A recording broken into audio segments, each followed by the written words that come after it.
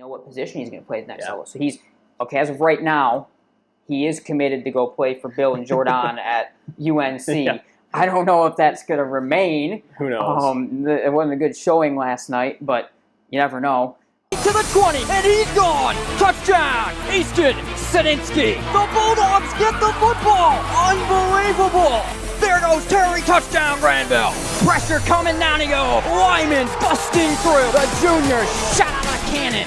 Jump pass, caught Connolly, he's got the speed! He had 2 returns last year against Caledonia! Easton Sadinsky! Touchdown! Grandville! Dawgs back on top! Brings the pressure, and down he goes! It's Braylon Haney on the sack! Shut down! Reed Graverson and Garrett Naraki. So the Jayden Terry again. Easy touchdown. Jayden with his second of the night. Welcome to MGN on Michigan Sports Radio. And hello, everyone. Welcome back to Dawgs Plus. For some of us here, welcome to Dawgs Plus. We have a full desk for the first time this year. Nate Dreyer, Chandler Timmer, and a full show as well that we're going to get into today, as always, presented by the Bennett Center Farmers Insurance Agency in Wyoming, as everything on game night on Michigan Sports Radio is. But, I mean, CT, we've got to break down Grandville, Muskegon, a big-time win for the Dogs to open the year. The Bulldogs this week are traveling to Cass Tech to take on the top-ranked team in the state. And, oh, by the way, we'll have our own rankings, and the reason why you're all here, Jayden Terry will be calling into the show. Great interview, a little behind the scenes. I talked to him last night, but a great interview with Jayden. As always, as we talk about his huge game against Muskegon, we talk about what's coming up against Cass Tech, we talk about him going to Ferris State, and a ton more. So that's certainly a great way. At MI Game Night across social media is where you can find us, and welcome to the show. I'll let you actually talk here in the open, but what a game it was, week one, and it's been quite the start here to this 2025 campaign. Yeah, it sure has. Good week one win for the Bulldogs. Kind of a crazy game. Had a little bit of everything, and you knew going into it, Muskegon going to be a tough one, and even coming off a down season last year, you knew that really wasn't what that program is, and so kind of got to see that up close and personal.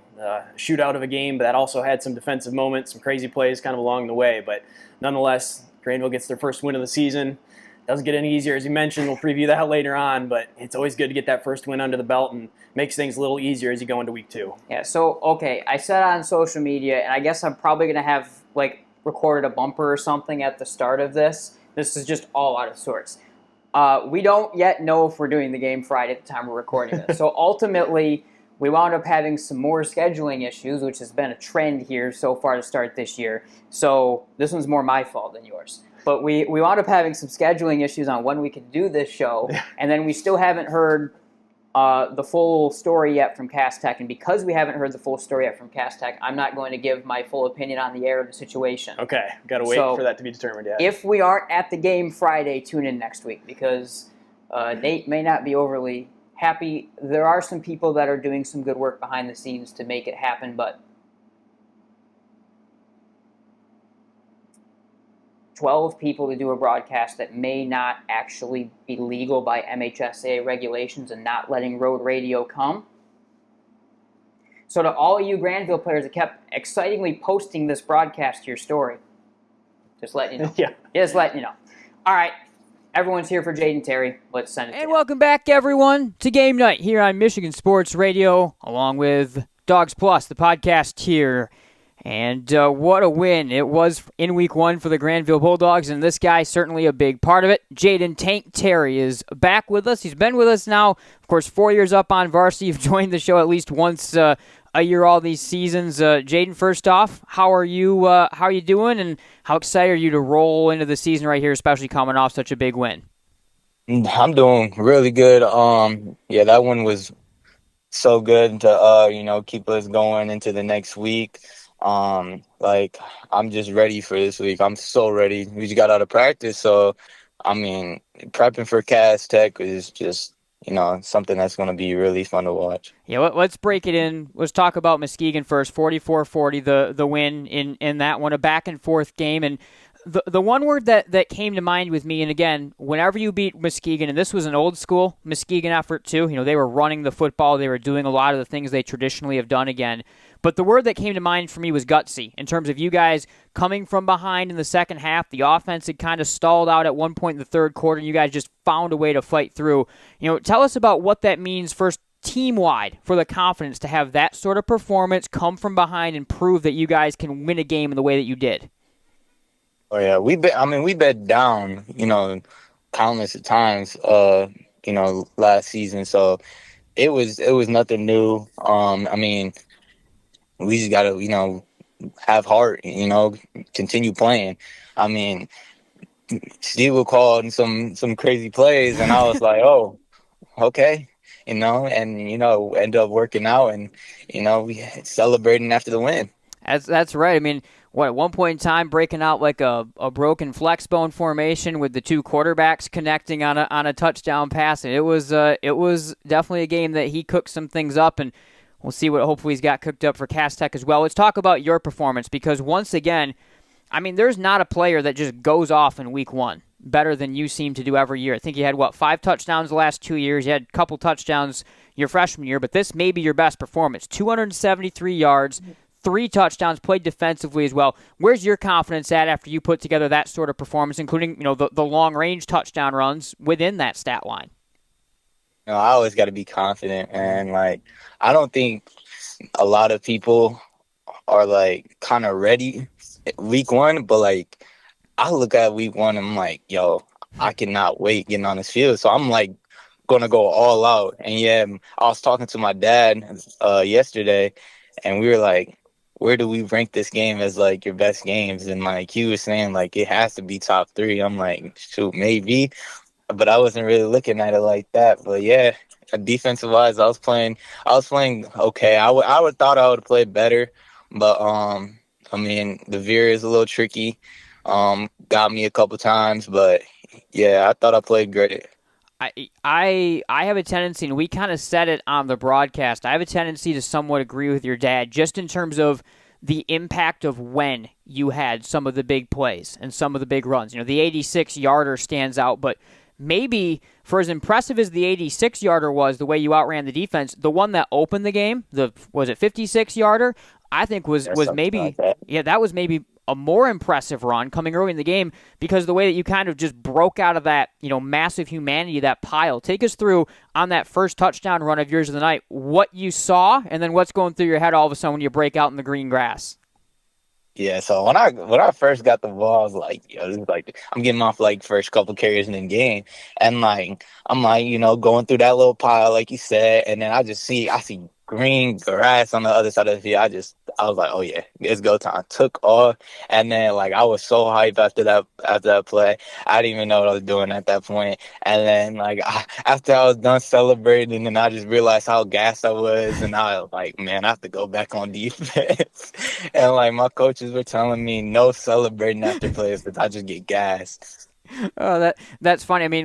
Listen, up in the booth, you caused a bit of an issue for me, because we're breaking out a new soundboard on games this year, and I didn't quite have the levels figured out where they needed to be for the first time that I had a more excited call. So I spiked all the audio levels. So I was in the same place where I went a little overboard as well. But once again, third play of the season, breaking out of the pile, and away you go. It just adds on to the excitement that certainly we saw in that opener.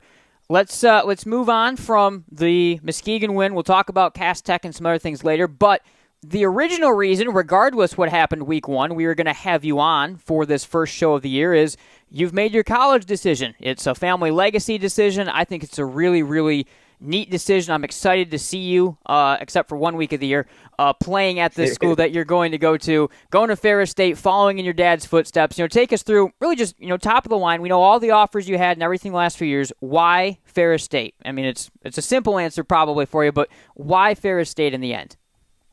I'm gonna say this for the first time on media, but anchor's down.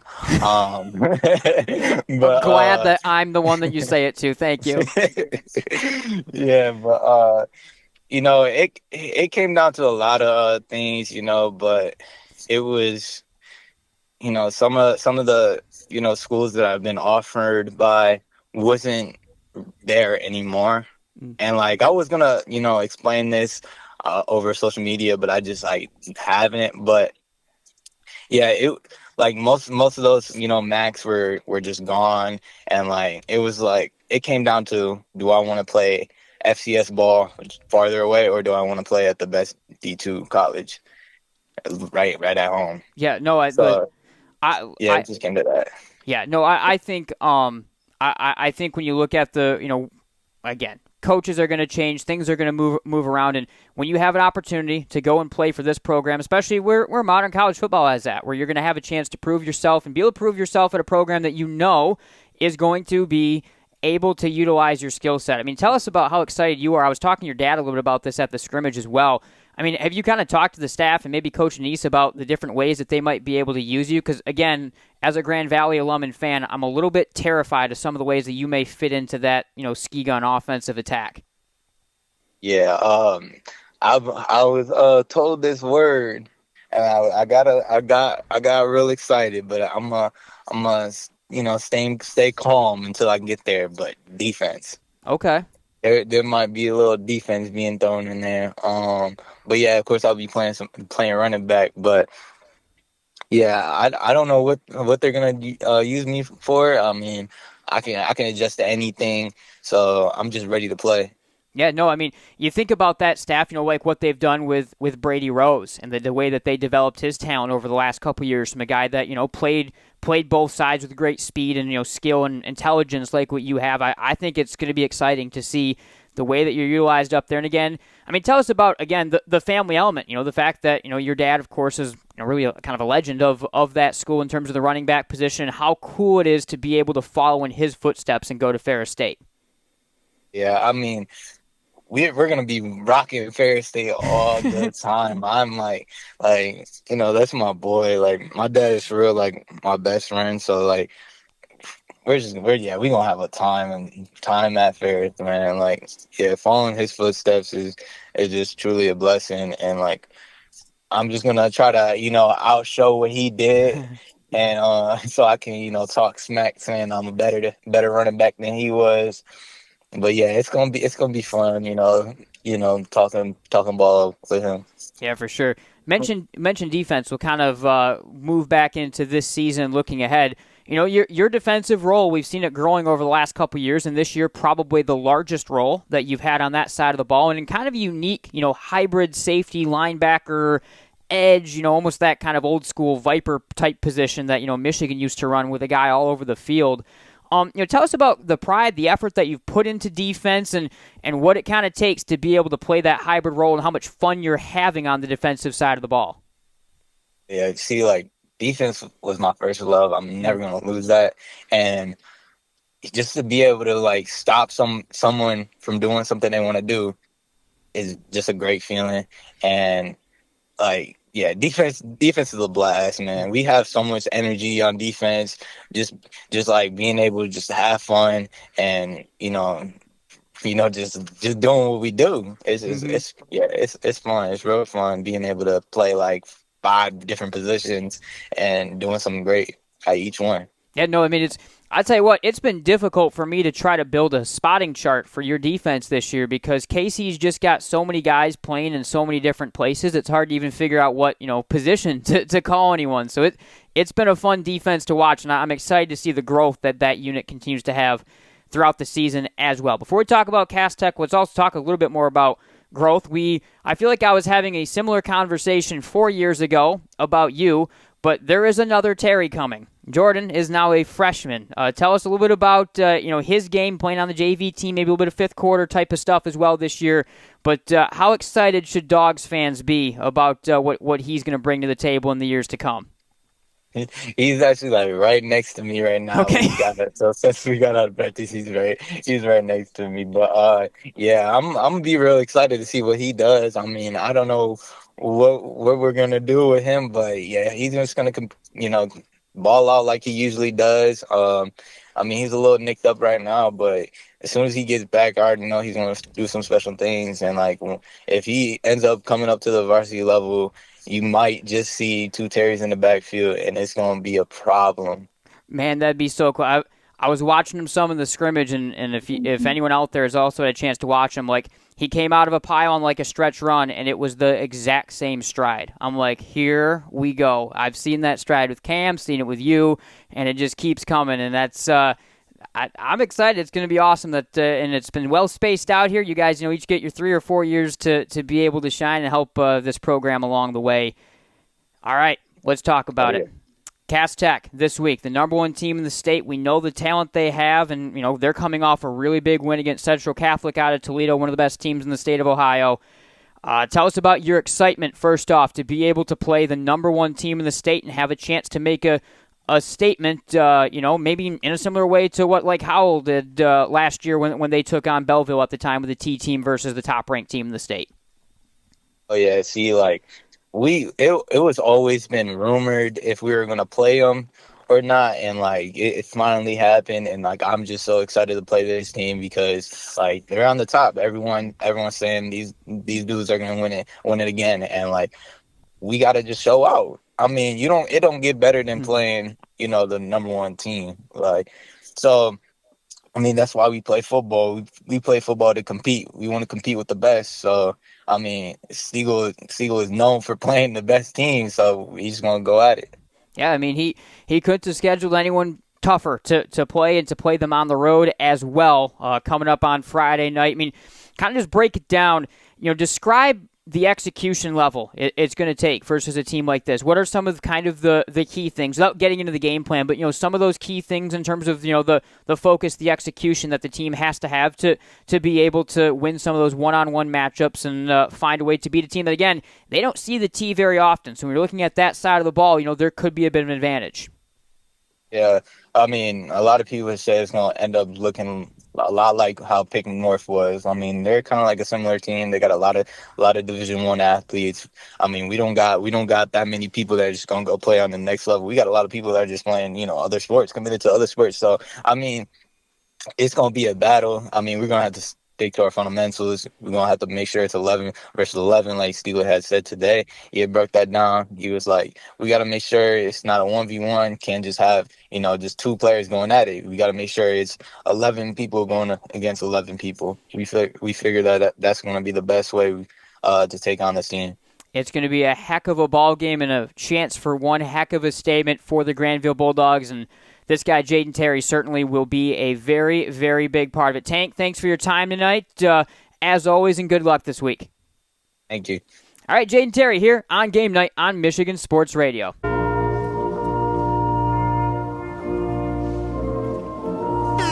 Upgrade to Music Jams Premium to get uninterrupted listening on all your favorite tunes. Click here to start your 7-day free trial. If it's important, it's not worth compromising.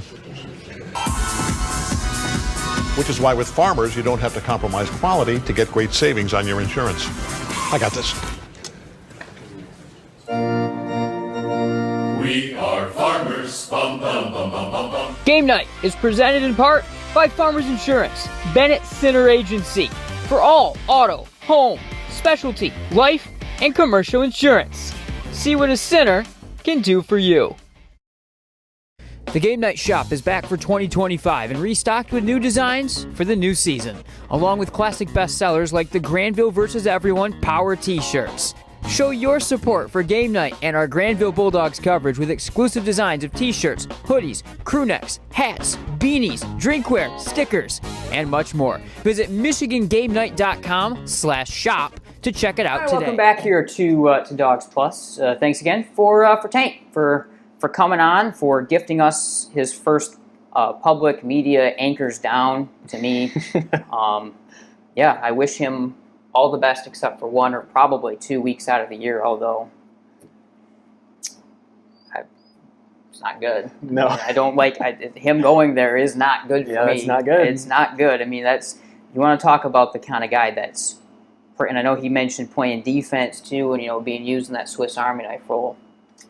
You want to talk about the program that's going to find a way to use that guy and use him effectively to my chagrin? That program. We might have to find a way to attend those games somehow. Probably can. Okay. I guess we can get some. I mean, you probably could. At minimum, we can buy tickets, but I'll bet you we have enough connections at this point in time of people attending there that we'll see. Okay. We'll see. Since you are a Ferris State by proxy. I'm an adopted dog. An adopted dog by proxy.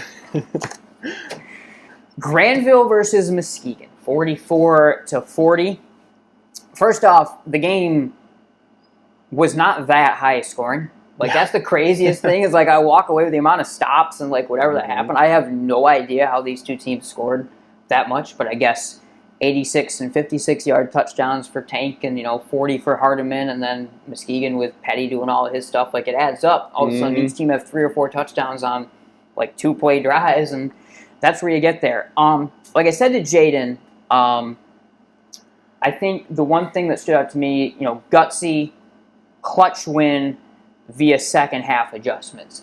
That's what was big to me. Yeah. You go down, the offense is nowhere to be found. End of that, first half, especially throughout the third quarter. Then all of a sudden you get it rolling. That's what I think stood out to me the most. Yeah, that was really impressive. Early on in the game, it kind of felt like the offense was unstoppable, and when the defense already had gotten a stop or two in there, it just kind of felt like, okay, even if the defense is giving up some points, it was just going to be the offense was going to keep pace. But once Muskegon's defense able to get a stop or two in there, the Bulldogs offense goes dry. All of a sudden, Muskegon's right back in the game as going into half. They get the opening kickoff return in the third quarter there, and suddenly they find themselves down. And so it kind of felt like a game they were controlling through the first couple quarters. They're down, able to make some of those quick adjustments and then get right back on it, get the offense flowing once again. The defense comes away with a few more stops, and a big second half performance there, and those adjustments were crucial. Yeah, I think the one thing for me, we'll talk about some individual players that stood out to me a little bit, but I think when you look at the standout plays in this game, that's kind of what I just mentioned a minute ago. But the team, especially the Bulldogs, coming up with big plays and big moments when they need it. Jayden Terry scoring right off the jump, having that 86-yard run that kind of stretched the lead to 2 scores at the time. The pass touchdown later, a couple times, but the later one of the game. I think, especially first touching on Terry, I think that's what made it such a big performance for him in particular, was having these big-time chunk plays that answered. It wasn't a grinding offensive game, but it answered when they needed to, at that specific moment, to keep them ahead. Yeah, and I think that's just that's going to be what the luxury of having Jayden Terry on your team is, and it's been for his entire career, is they have a lot of weapons.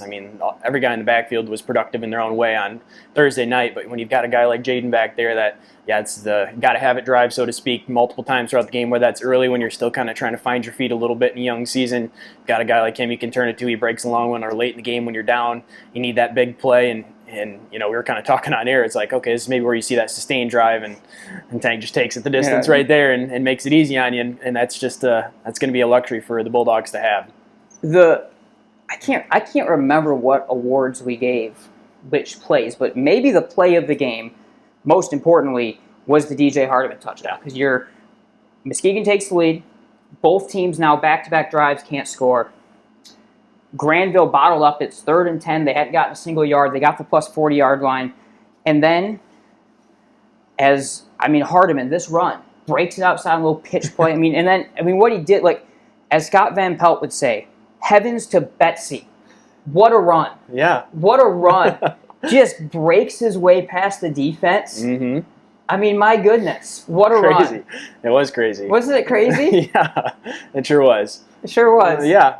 No, what are your thoughts? My thoughts were, it felt like it took a little while for the Bulldogs, and whether this is by design in the huddle, you don't know if, early on in the game, Hardiman only had a couple carries, and whether that was Coach Stiegel kind of saving some stuff and wait until later on in the game, or if that was, just the way the game was going. But able to get him going in the second half, get him some carries, and then, you heard the hype in the pregame interview you heard with Coach Stiegel, is that they think he's a really special player. And so, Jayden starts to break out a couple runs. All of a sudden now Hardiman's showing his ability out of the backfield as well. And so you got both of those weapons, and big run for him late, showing he's going to be just another piece that they can use to attack all season. I'm trying to break out. All right, we fade out of that. Creativity, both sides of the ball for the Bulldogs. That really one of the main things that stood out. Jayden in his interview talked about, and we mentioned this defense. You got guys, like I said to him, I don't know how to build a spotting chart. You got Jayden's playing here, then he's playing here. Keegan Kroll's up and he's down. Josh Crater's coming in to stop the run from safety. Then he's back out. Then this guy, constantly there's guys moving around. That's on the defensive side, different fronts. And then on offense, you've got a bunch of creative plays. You've got this little flex bony type formation, and I think there's a lot deeper bag too that they can go into.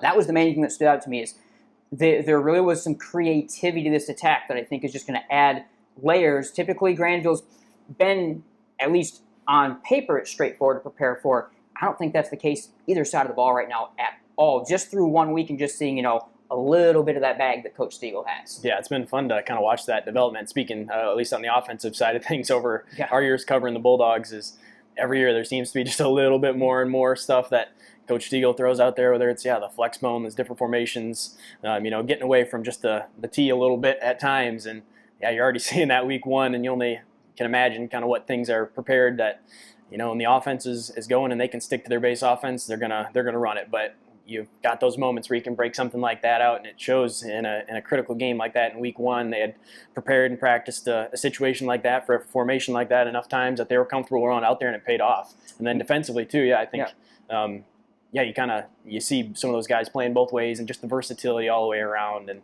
it's just it's fun to watch, but it's also difficult from broadcast side of things, is because you're watching all these players shift around, and especially offensively for Muskegon, they got motion and guys lining up and stuff like that. And for watching the Grandville side of things, we're pretty comfortable with what the tee is, and you kind of know what it is. And it's a lot of times it's some of the players don't. Some of the players call it a wing tee. That's true. But it's kind of the same thing. And then all of a sudden on the other side of the ball, you've got moving pieces all over the place, and really cool to see. And I think you're already starting to see early on in the season a lot of the really unique things that they're going to be able to do. Probably the last thing I actually want Stiegel to do is run like an actual wing tee one of these days, because I'm going to have to call it that, and then it's going to be a clip out there, and it's like, oh, Nate calling it the wing tee, because it actually is one this time. Was that time, yeah. This is going to be my fight till the day that we stop this. Whenever that may be, that I'm going to continue the crusade. And I didn't last year call out players that call it the wrong thing, but we might start this year. Yeah. I might stop the interviews, so call it the right thing. It's not a wing tee. There's not a wing. It's straight tee. It's power tee. It's Michigan, John Shillito, power tee. That's my favorite moment every week, is when the away broadcast team, you'll overhear them call it the wing tee, and I'll just shoot you a look, and we both look at each other and we're both thinking the exact same thought. But it happens all the time. And the problem is, there's some coach, I've seen interviews, I think Shillito does it. He just says, I don't really care what you call it. So it's that's the thing, is it's just developed into this thing that we just call it that. Or there were more teams that used to run. What a classic digression that we're already on, by the way, just completely off kilter. But there were enough teams that used to actually run the wing tee, and then guys maybe ran that system, and that's just what they call it. But it's not that. So that's we're playing the hits. Players of note. We already talked about Jayden Terry. He's still good. Do you have any notes beyond that? Nope. Probably not. Okay. That checks out. Yep. Okay, cool. The quarterback situation. We saw some of Josh Crater. We saw some of Jeffrey Vogelsonger. They both, in that role, looked really good, and I think they both, based on what we expected, each brought to the table. Crater's athleticism, Vogelsonger's even-handedness and passing ability, even to Crater. Both guys, I don't know if it's going to continue to be two quarterbacks rolling ahead, if we're going to see some changes. Again, I think ideally you want Crater to not have to play every snap at safety, every snap at quarterback, or a lot of snaps at quarterback. But as much as we saw both of them, and I know that Vogelsonger had kind of been dealing with some hiccups, I think they both. You really don't have much of a negative note, at least in terms of both those guys stepped in, and what we thought they brought to the table, they did. Mm-hmm. Yeah, I think that's the main takeaway, is both guys were effective, and the offense kind of works with either one running the show, and remains to be seen exactly what that rotation or who the starter is going to be, what the injury situation exactly is moving forward. But the best sign for the Bulldogs was that they were able to run their offense and score points with either one under center. And you see a couple drop snaps, but able to kind of get that righted right away, and didn't have any major issues in the backfield. Were able to use both guys, Crater with his legs on some of those rollouts and the bootlegs and stuff, and then Vogelsonger stepping in and able to throw the football a little bit as well. And so I think really encouraging sign that you've got two guys that are capable of leading that offense. And then how about a guy that was on our radar a little, but boy is he really on the radar now, the sophomore Oren Kuyok. Mm-hmm. Did it all in this ballgame. We saw him play both the fullback and the running back.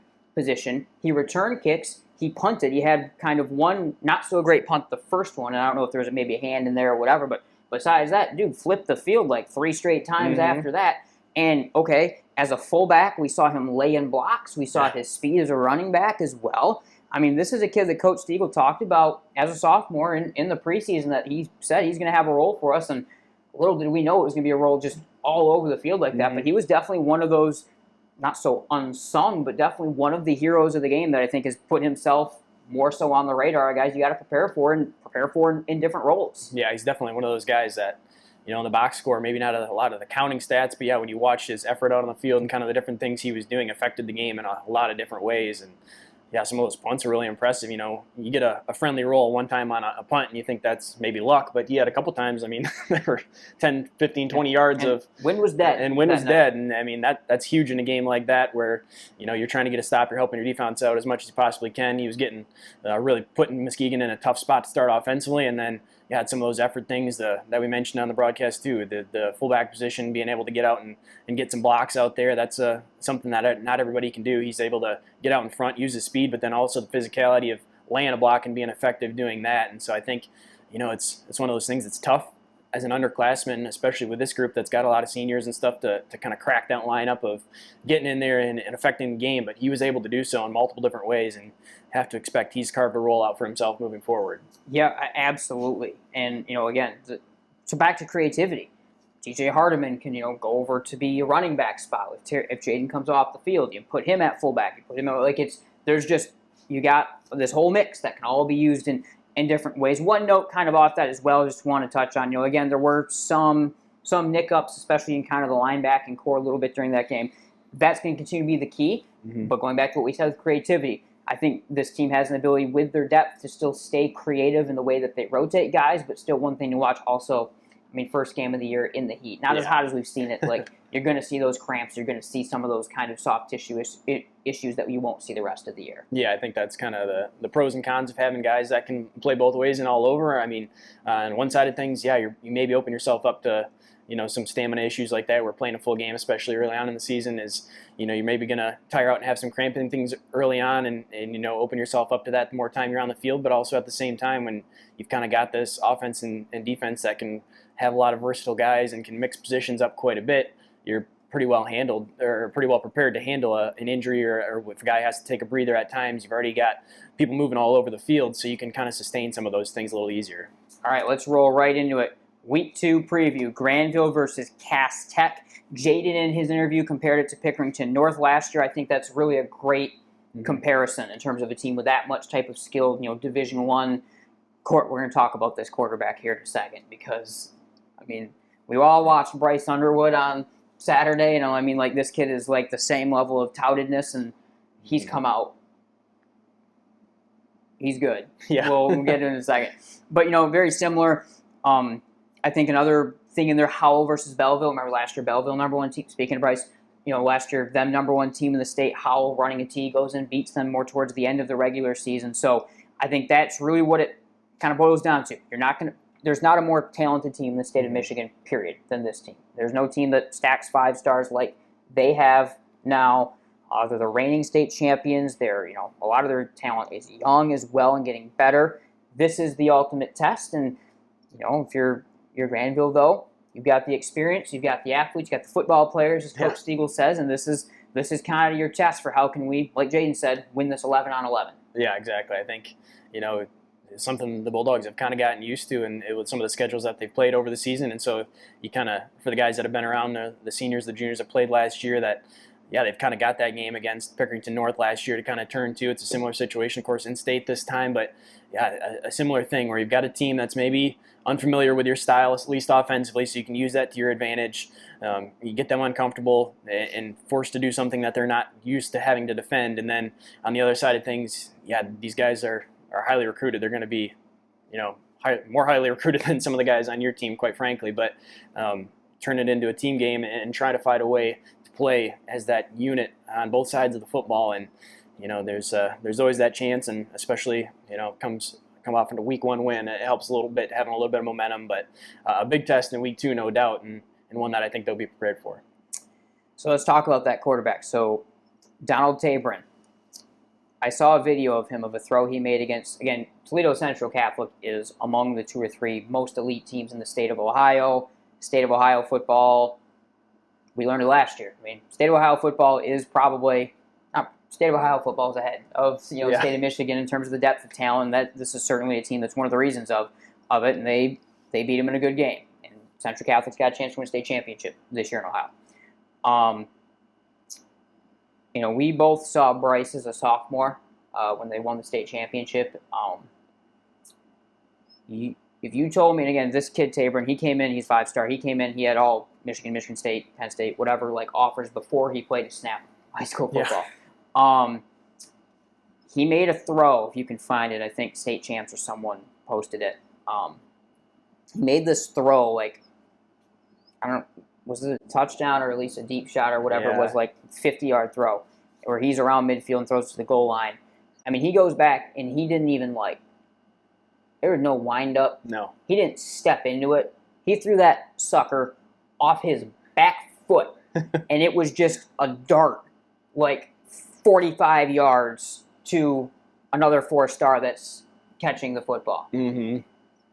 This kid is really, really good. And if he is given anything resembling time in the pocket to make throws, and he isn't disguised what he's looking at, he will pick you apart. It's that simple. So that is the simple text. This is the best quarterback Grandville will play this season. Period. Yeah. Yeah, period. I'm trying to think they won't see anyone else. Period. No. Yeah, no, he's impressive as just a sophomore and has a size 6'3", 6'4", right around there. And I mean, when you see a quarterback on a team like this that's got 3-4 stars around him, sometimes they can be propped up a little bit by there's lots of screens, short throws, and just superior athletes on the outside turn it into big plays and big numbers. But that's not the case in this scenario. He's got true arm talent. You watch some of the film on him, and he's making throws down the field. He's reading coverages and he's picking it apart and putting some touch on different passes. Very effortless throw and an ability to get the ball deep down the field as well. And so a guy that's already won a state championship and is still getting better as just a sophomore, but has a ton of potential as just about as much as anyone out there. Yeah, I mean, that little perimeter game and the dink and dunk game and the run game, they can do that too because they have highly talented, I think 4-star running back. They've got a young 4-star receiver, and then they've got Corey Sadler, who's the senior, been up since he was a freshman, defensive back, wide receiver, athlete, wildcat quarterback. He does a little bit of everything. And I think at one point in time he was maybe going to go to IMG, wound up staying home instead. And I mean, he's just such a unique player. He's got has a little bit of that, kind of two-way. I don't even know if they know what position he's going to play the next level. So he's, as of right now, he is committed to go play for Bill and Jordan at UNC. Yeah. I don't know if that's going to remain. Who knows? It wasn't a good showing last night, but you never know. But that's what we're talking about. Young weapons, and then also Sadler. This is a team that can beat you over the top, but also they can get in that dink and dunk game, beat you in space. So again, it's going to be really finding a way to pressure and do unique things like we just talked about. That will be critical to slow them down. You aren't stopping this offense, but you can slow them down. Yeah, that's going to be it, is trying to find the couple stops you can potentially get. Otherwise, they're going to likely put up some yards and put up some points, and you kind of just have to come to terms with that. But yeah, they've got talent all around the field. Of course, the quarterback, and then when you've got guys on the outside like that can play well, they've got a very effective system. I mean, a lot of 3-4 wide out of the gun, but they also occasionally run some split back out of the gun too. So, I mean, they've got running backs, they've got the receivers, and they do a really good job of spreading it around, giving some different looks, and then really moving the ball through that. I think, we talk with Grandville, of course, all the time about winning a game in the trenches, but this is going to be as probably straightforward of a game that has to be won up front, both sides of the ball.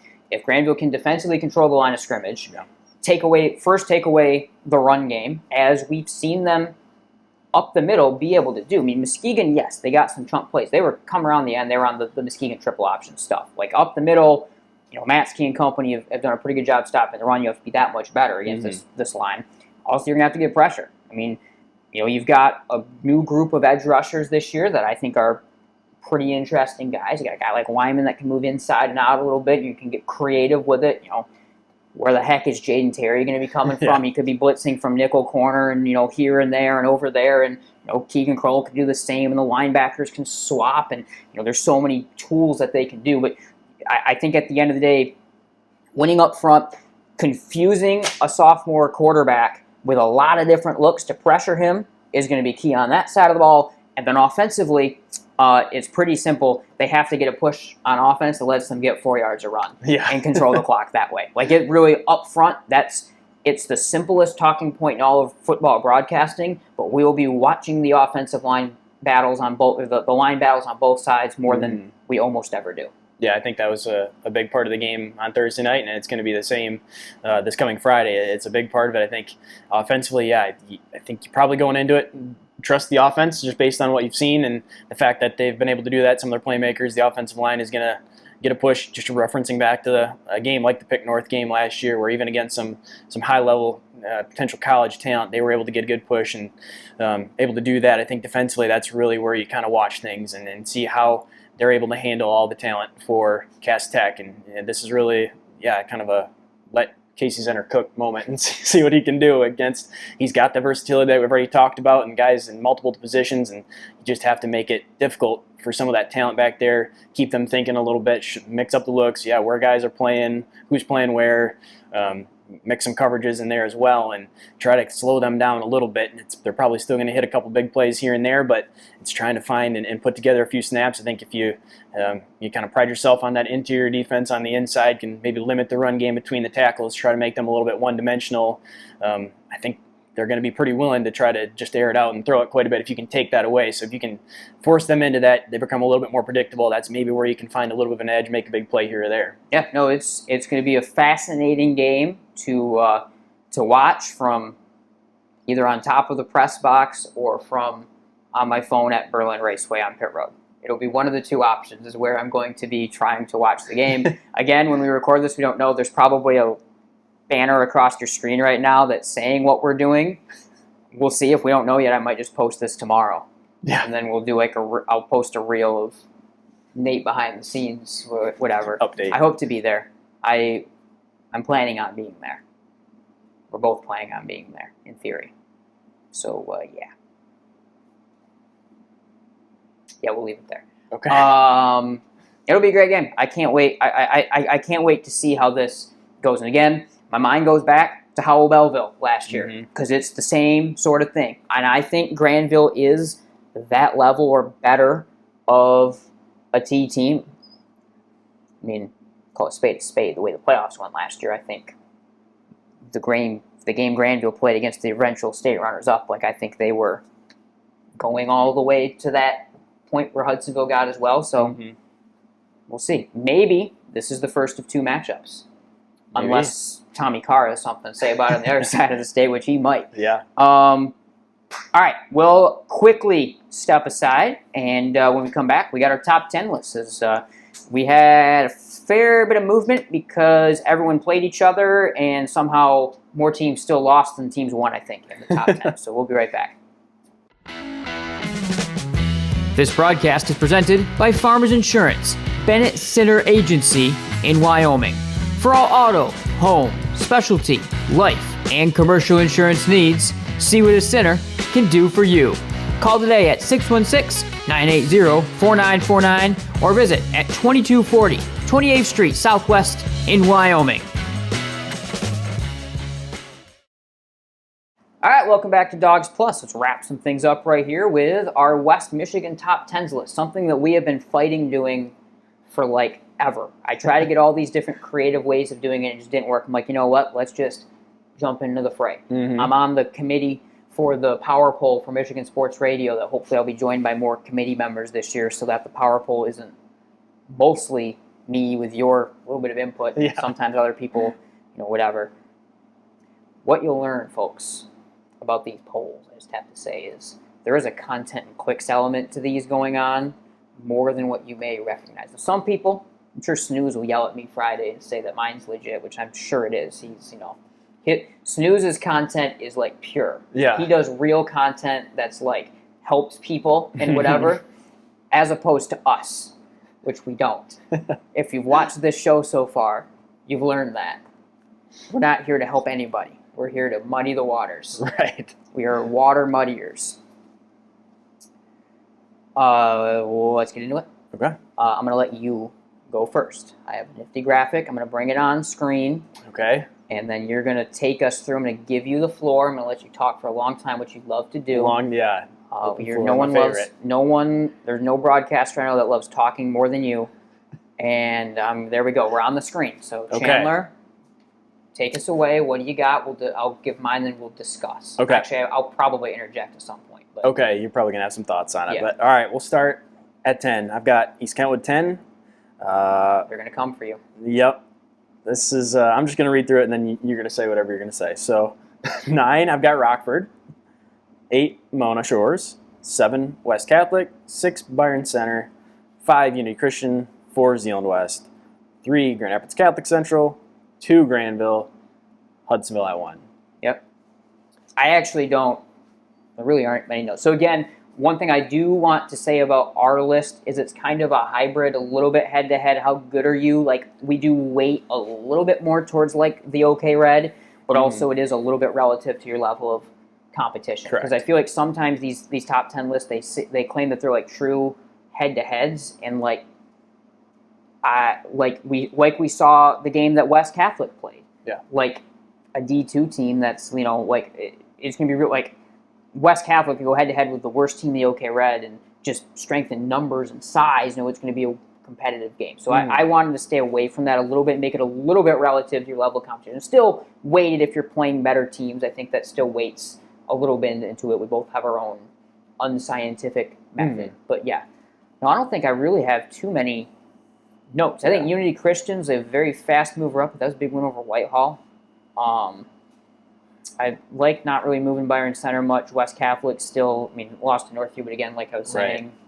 At the core, I want the OK Red winner at the top. That makes sense. That makes sense. I think right now, to me, that's very close between Hudsonville and Grandville. I think I have Rockford and EK both in there because EK had a win, Rockford lost, but both look competitive and of course are going to be kind of right in it. Rockford always is. East Kentwood's kind of the team making a push to see if they're for real. So I think having all 4 of them in there because they've got a shot, but for right now I've got Hudsonville, Grandville, kind of that tier above, and so they're kind of going to be 1 and 2 until one of them loses or we see them play head to head. But kind of want them at the top. Grand Rapids Catholic Central, I think they're back. I think they're going to be really good again after. So they beat the St. John Central, Lake Central team that they had a close one with last year. They controlled that game this year. It's a good team out of Indiana. So that's a statement, I think. And again, talking relative division, that's a statement. Yep. Zeeland West, I think it's only 1 week, but they proved they can win without Coach Shillito there. And against a D6 team from Detroit that's never seen the T before. Maybe that was just more of a realization. I should have just had them higher last week.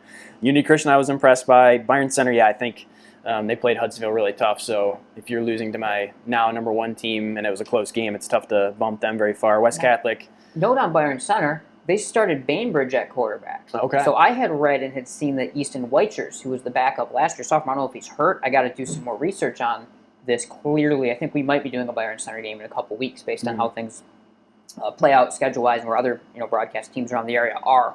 But I found that interesting. They went to the senior tight end last year because I had read a couple things to expect Weichers. So I don't know if that was wrong, if that was purposely wrong information being put out by the staff or by whatever. Maybe I just can't read.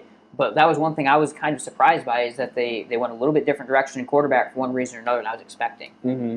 Then 7 and 8 West Catholic, Mona Shores. I had them 1 and 2 last week. They both lost, of course, and trying not to overreact to 1 week. So I'm going to keep them in the top 10, but bump them down a little bit. And then, I kind of covered Rockford and East Kentwood in there. That I think if they continue to win games and compete in the OK Red, they're going to move up the ranks naturally. So OK Green went over across the board. Yeah. Did not win 1 game in non-conference play this past week. All right, here we go.